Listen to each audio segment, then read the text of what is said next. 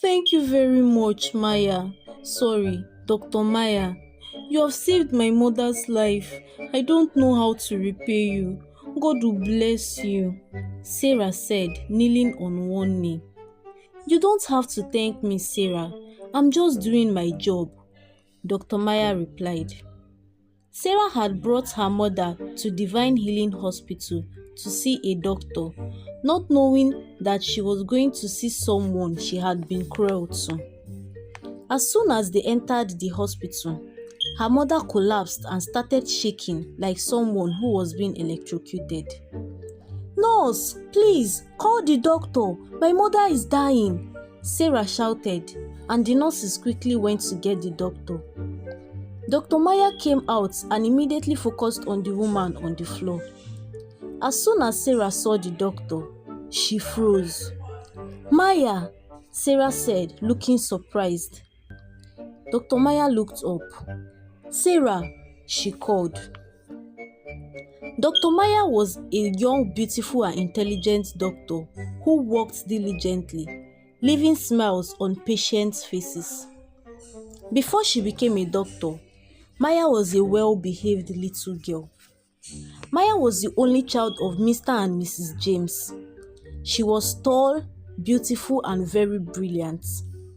Her father, Mr. James, was a successful businessman who owned different businesses in different locations in the country and had managers managing all businesses, while her mother, Mrs. James, was a cook. Due to the nature of their work, her parents had time to spend with her.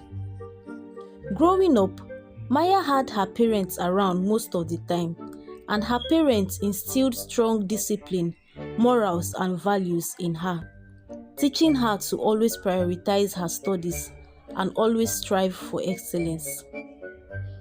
Maya was doing very well in her studies. She would spend most time reading and doing her assignments. During classes, she answered questions, solved classworks, and even helped her classmates who had difficulties with their classwork or had difficult tasks.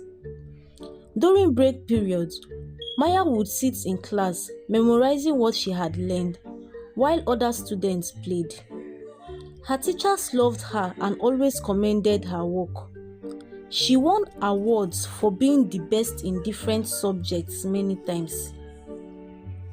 Even though her parents were rich, they brought her up in a very humble way, teaching her that life was not all about riches. And so, Maya grew up with humility and intelligence. After her secondary education, she sat for her JAMB exams and came out with an amazing 345 score. She got admission into her first choice university, University of Nigeria, Nsukka, to study medicine and surgery.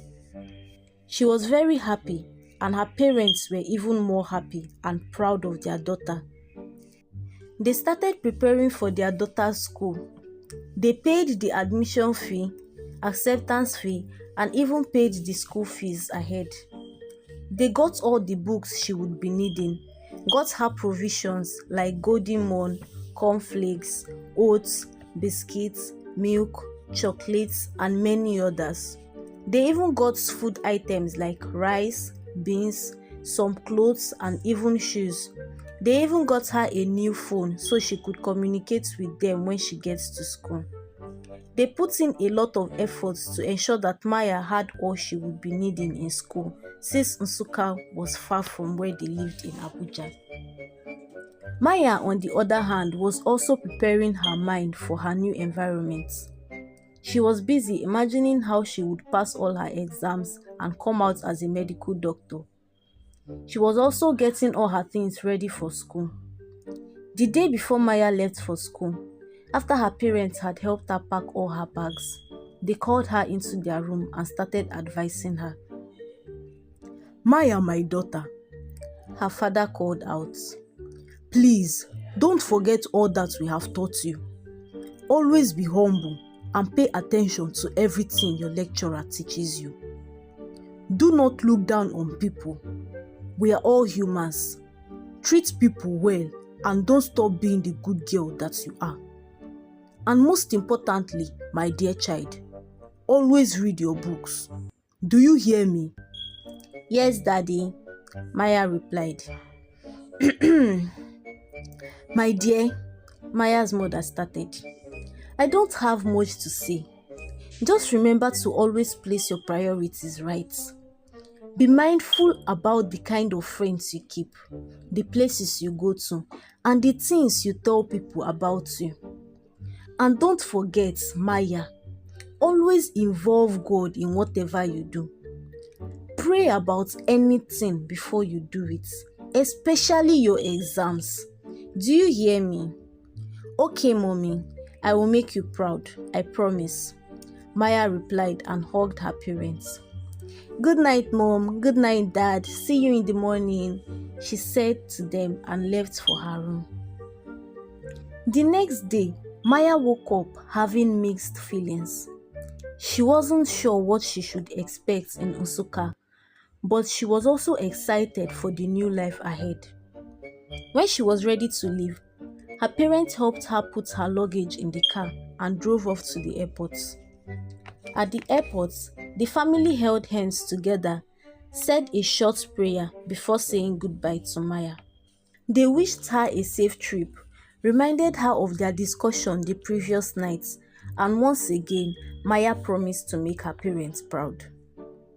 When Maya got into the plane, she felt a rush of emotions. She was scared because she didn't know what to expect. She was excited to be in a different environment and meet new people.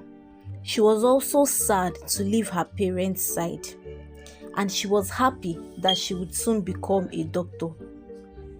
Soon, the plane took off.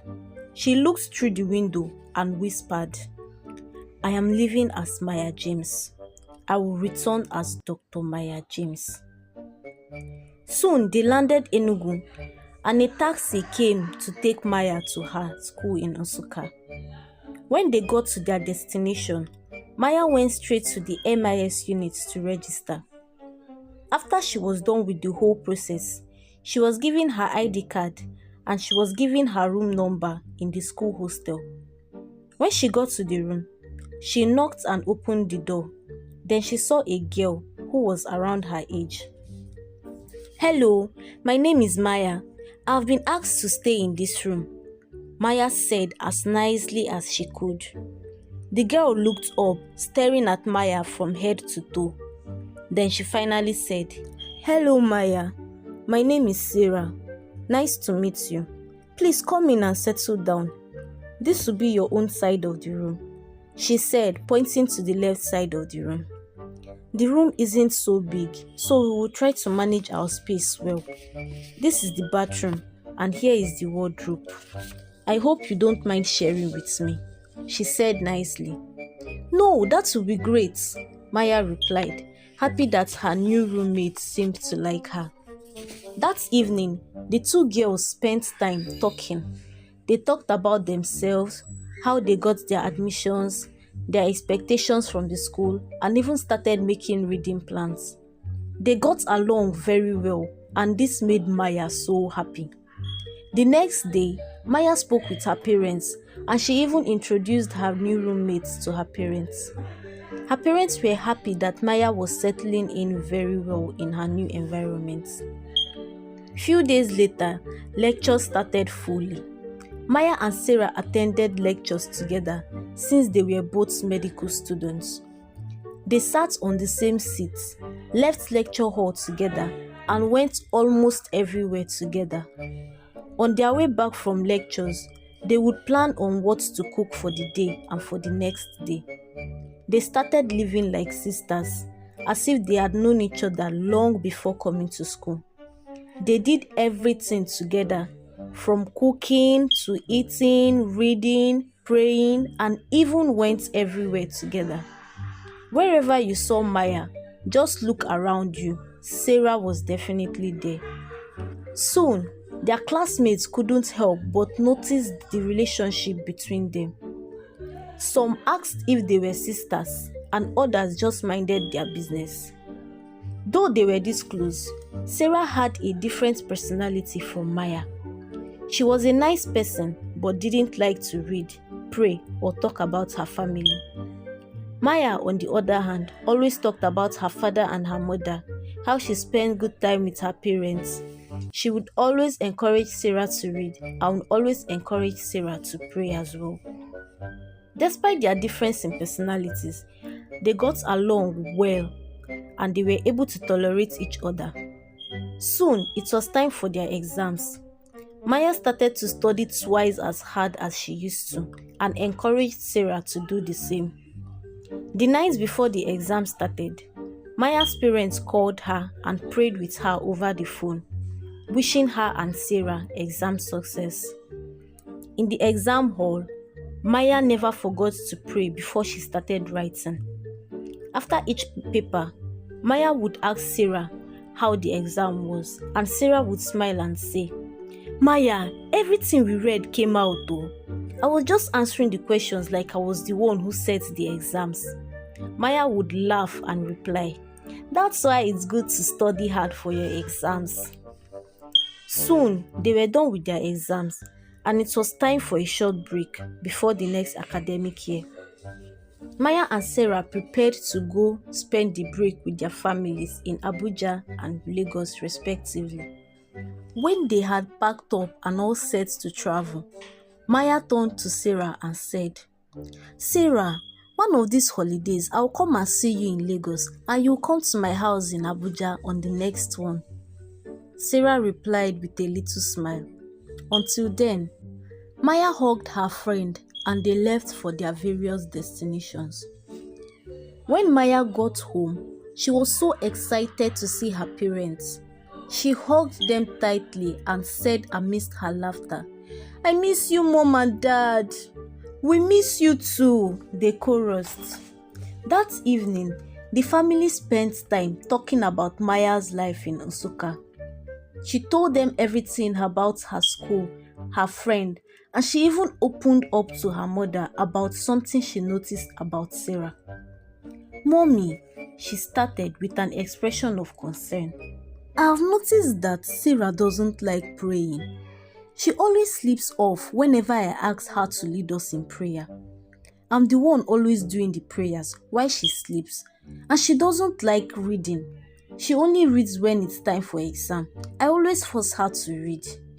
And sometimes she just seems to be lost in thought. I've walked in on her staring into space many times. I don't know what could be bothering her," she added. "Have you talked to her about it?" Mrs. James inquired. "Not yet, Mom. I don't even know how to," she replied. "You should try talking to her. She's your friend, you know. Well, keep praying for her and don't stop encouraging her to pray and read." "Okay, Mommy." They talked more before retiring to their rooms. During her break, Maya spent a lot of time with her parents. They had lots of family outings, movie nights, and indoor activities. Soon, it was time for Maya to go back to school because another academic year was starting. Maya's parents again prepared her well. This time, everything they bought for two, for Maya and for Sarah. Maya was glad that her parents liked her friend and even got things for her. On the day Maya was going back to school, her parents saw her off to the airport. They said their goodbyes and Mr. and Mrs. James left for their house. In no time, Maya arrived at school and went straight to her hostel. She was excited about resuming school and couldn't wait to see her friend Sarah. Sarah arrived school 2 days earlier, so Maya was coming to meet her. As Maya got to the room, she swung the door open and saw Sarah sitting on the bed, smiling at her phone. On seeing Maya, Sarah jumped from the bed, ran up to her and gave her a very tight hug. "Maya, I miss you. How are you doing? You've put on some weight though. What did your parents feed you with?" she said all at once. "Sarah, I missed you too. I'm fine. How was your holiday?" Maya asked. Sarah was about to reply when Maya cut in. We'll talk about that one later, Jerry. Mom and Dad got some things for us, so she said excitedly as she opened her bags, bringing out everything she brought for Sarah. Wow, I love this dress. Oh, this is beautiful. Wow, these shoes fit perfectly. How did they even know my size? All this for me. Please, when you call them, I want to thank them specially for all this, Sarah said as she laid out everything Maya's parents bought for her. After the unpacking, Maya called her parents to inform them that she had gotten to the school safely, and Sarah greeted them, thanking them for everything they got for her. Mr. and Mrs. James were happy that the girls liked the gifts. They prayed and ended the call. That night, Maya gisted Sarah about her holiday. She told her about all the fun things she did with her parents, the places they went to, everything. Sarah just kept saying, "Ah, wow, really?" Then Maya asked Sarah about her own holiday, but she replied with, "It was well spent." Then suddenly she stopped talking and said she was feeling sleepy. Maya asked if everything was okay, but Sarah insisted that all was fine and she just wanted to sleep. So Maya let her. Maya couldn't shake off the feeling that something was not right. She remembered her mother's advice to talk to Sarah about whatever was bothering her, and she decided she would let Sarah and herself relax for some days before bringing up the topic for conversation. After the weekend they arrived, lectures started properly, and the two friends resumed attending lectures together and doing everything together. One evening, after they had dinner, they were just gisting randomly when Maya said, "Sarah, there's something I would like to talk to you about though." "Okay, what is that?" Sarah replied cluelessly. "You know you can talk to me about anything," Maya started. "If there is something going on with you, I could help. I mean, we are friends. I've noticed that you sometimes get lost in thoughts. You don't hear when I call your name. Sometimes until I touch you. Please, Sarah, talk to me. What is wrong?" Maya asked. Sarah looked down for some time without saying anything. Then she finally said, "I know you want to help me, but I just can't tell you. It's family matters and I don't want to bore you with all that. I just want to focus on my studies now. Can you help me do that?" "Of course I will help you. What are friends for?" Maya replied. Sarah looked up at her and smiled. Maya smiled back and pulled her into a hug. That night, after they prayed together, Maya still prayed in her heart before she slept that God would solve Sarah's family problem. Sarah, on the other hand, thought of all the good things Maya told her about her holiday and the things Maya's parents bought for them, and said to herself, "Why can't I be the one enjoying all these good stuffs? Why must she be the only one enjoying it all?" She immediately told herself that that wasn't a good thought, but a little seed of jealousy had been planted. Meanwhile, back at Sarah's house, Madam Nneka, Sarah's mother, was in deep thoughts as she lay on her bed. She had been widowed 2 years ago, and her late husband's family had taken all his properties, including the landed properties, leaving Madam Nneka with nothing. Since the death of her husband, there was no business she hadn't done to see her daughter through school. She had sold crayfish, pepper, tomato, roasted plantain, and now she was thinking of selling second-hand clothes, popularly known as okirika. She had borrowed some money to pay Sarah's school fees. After she paid for Sarah's fees, she had some money left, and now she wanted to use the remaining money to start the okirika business. As she lay on her bed, she imagined what her life would become after her child, Sarah, graduates and become a medical doctor. She prayed that God would help her. The next morning, Madam Nneka woke up with terrible headache. It was so bad that she couldn't open her eyes properly. She reached out for her phone and called Sarah. Sarah was just coming out of the bathroom when her phone rang. It was her mother. "Good morning, Mom. How are you doing?" she said as she picked the call. "Sarah, I don't know what is wrong with me. I am having severe headache," Madam Nneka responded faintly. "Sorry, Mom. Please try and get up, eat, and go to the pharmacy so you can get some drugs," Sarah said, feeling concerned. "Okay. Hope you are doing well in school," Madam Nneka inquired. "Yes, Mom, all is well. I'll call you when I'm done with my lectures, okay? Bye, take care of yourself," Sarah said as she hung up the call. Maya noticed a shift in Sarah's mood after the call, so she asked if everything was okay, and Sarah informed her that all was well and her mom just had headache. Later that day, Sarah called her mother, who informed her that the pharmacist checked her blood pressure and it was very high, with a value of 182/137 mmHg. Sarah panicked, but because she didn't want Maya to notice, she tried to stay calm. She advised her mother to take her drugs properly, eat well, exercise often, think less, and avoid stress. That same day, Maya's mother sent Maya some money and asked Maya to give some to her friend Sarah. Sarah thanked her with a cheerful smile, but that seed of jealousy was now being watered and it was now growing into a dangerous tree. As the academic years went by, Sarah's jealousy grew bigger and bigger. By now, they were in their third year. Sarah started plotting on how to make Maya fail. She can't have everything. A perfect family that provides everything she needs. Perfect grade. No, she has to choose one, she said to herself one evening while trying to sleep. That night, she decided to start carrying out her plans. Since the exams were starting the next week, she wanted to stop Maya from writing the exams by all means. Her first plan was to destroy Maya's school uniform so she won't be able to attend the exam, and then she would automatically fail. Hi besties, thank you for watching the story to this point.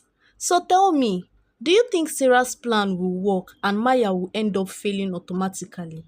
Or do you think her plan will backfire and land her in bigger trouble? Please share your thoughts with me in the comment section.